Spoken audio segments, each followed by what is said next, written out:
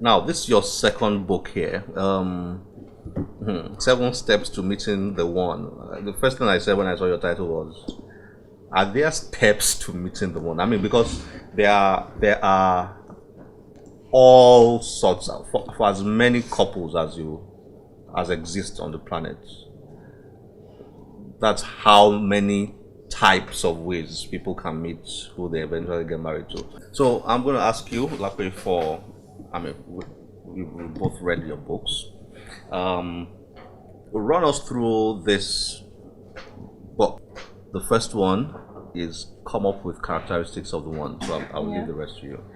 Okay. That one is really self-explanatory, but it takes a while because you find that you might have been dating people in the past and then you just keep saying, but I'm unhappy, and then you don't know why. So part of the reason is because you're dating the person that doesn't suit you. The person has certain characteristics that don't match yours or that don't make you happy. So the first thing you need to do is to sit down and say, who do I think will make me happy? This person I think will make me happy. The person is like this. The person makes me laugh. The person works for themselves. The person loves their mother. The person, you are very detailed about that. Yes, it's important to be as detailed as possible. That does not mean, for example, that you should only marry somebody that has 100%. Please, it's important because there's nobody that has 100% of what is on your list. Okay, so that's a good one. Second one. Bring your perfect partner to life. Bring your perfect partner to life. So that's still working with the characteristics we talked about in the first one. This step is about imagining the person. Obviously, you don't know who it is that you're going to end up with, but try to create that person in your mind. Because when you write a list, it can seem very flat and very almost as if it's not a human being. But you now have to give this person a character. How does this person behave? You know, if the two of you went out and came across this situation, maybe somebody had a flat tire, how would the person behave? If the two of you were, if for example you had a problem and you didn't know what to do, you were in a fix, what would the person do? So how does the person laugh? Does the person laugh a lot? Is the person quiet? Does the person go out a lot? Does the person stay at home? You know, make this person 360 degrees. So all those things. So exactly, so that you can almost imagine the person walking in and talking to you. Okay. Now, be the person you want to be with, which we spoke about earlier. Yeah. You know, if you want a very honest person. One thing I want to say here is I find it amusing when women say, oh my gosh, I just want a God-fearing person, and you're looking at the person who you know still owes you money and is lying about it, and you're thinking, do you fear God? You don't fear God, but you want somebody who does. A God-fearing person is going to be attracted to your personality. Do you understand? If this is what you want, try to be that kind of person. It only makes sense. Okay. Take a break. Take a break. Now that is for people who are in a cycle of dating. Is that correct? There's some people who are never really single. You know, there's some people who are constantly dating. Even when they have a serious boyfriend, they have someone on the back burner. There are many people like that, men and women.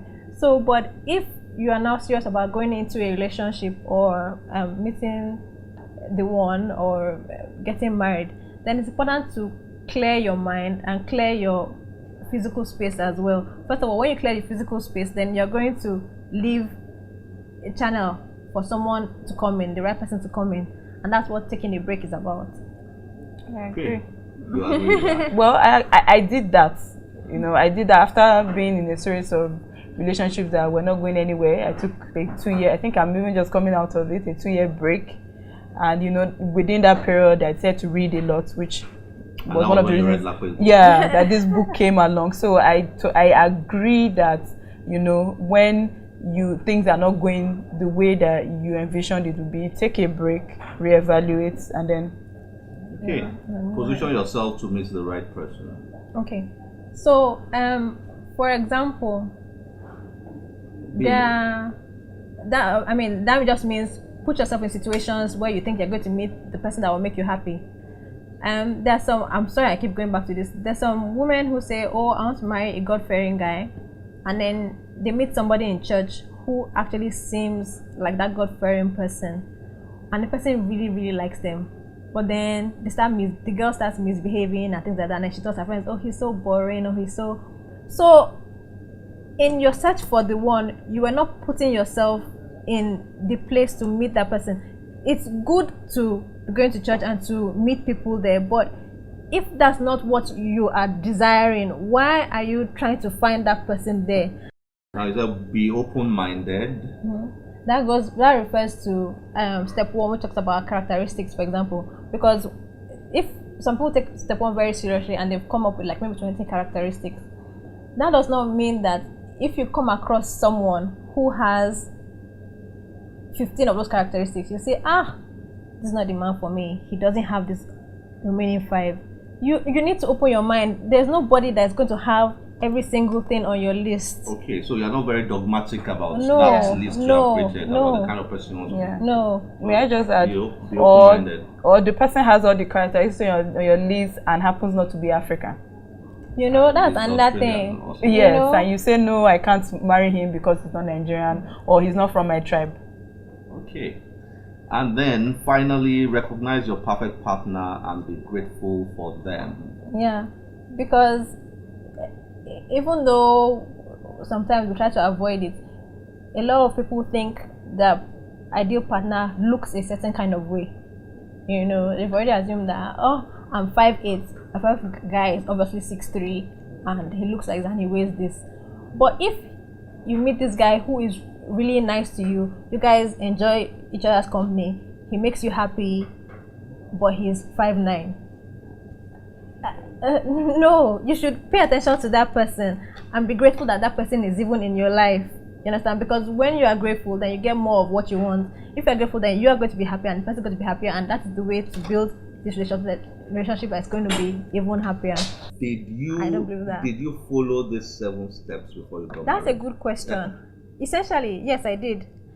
Not that I knew every step as I was taking it, but at a point in my life, I had dated a few people, and some of those relationships were disasters. So fortunately for me, I learned from each relationship.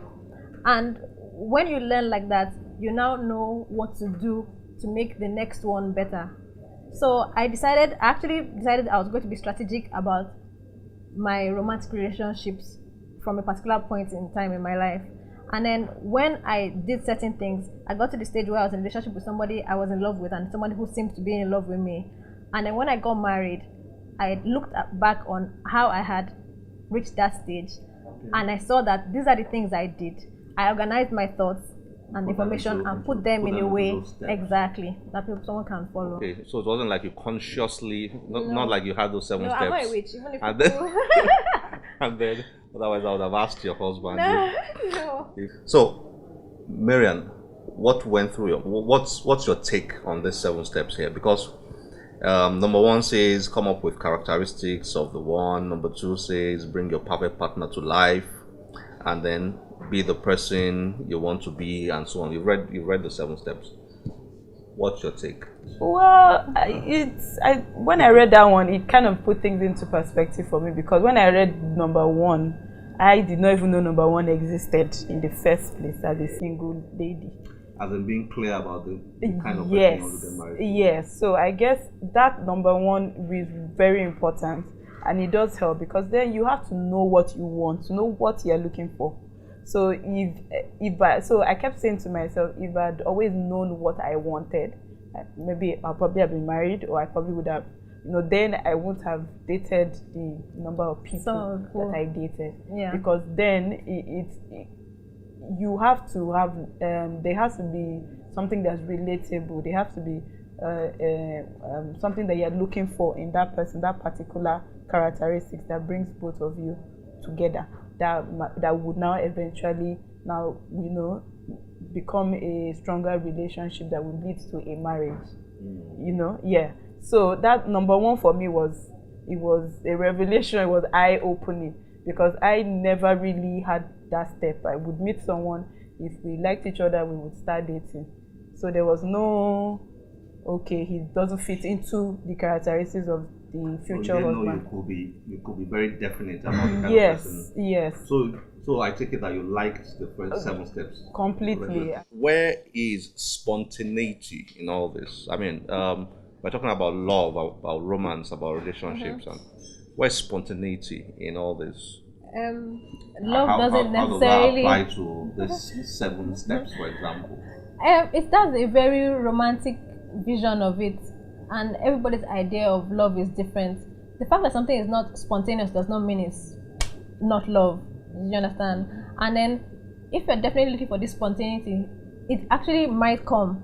For example, you don't know who this person is that you're going to end up with. The person might come and try to sell you insurance. Is that there was no way you could have known that? But it's not just by, oh, someone asks you out today, you get into his car, and then before you know it, you're married. Oh my God, you can't believe it. It doesn't always happen that way, and it doesn't mean that is the only kind of love there is. You know, there's a space for spontaneity, but that shouldn't be a benchmark. If something didn't happen spontaneously, it doesn't mean that is not love or that is not the right person for you. I agree with that. Well, and romance, just to add to what she said, romance actually has different languages. So just because your own is not the way somebody has described, it doesn't mean that it's not romantic. Okay, interesting. Ladies, thank you very much. It's been nice having this chat with you. Thank you so much. And congrats on your 2 books. Thank you. Well done. Thank you. Well, I hope you have enjoyed today's show. Please join us on any of our social media platforms displayed on your screen. I am Olakunle Kasumo. Remember, one great book can change your life. Bye-bye.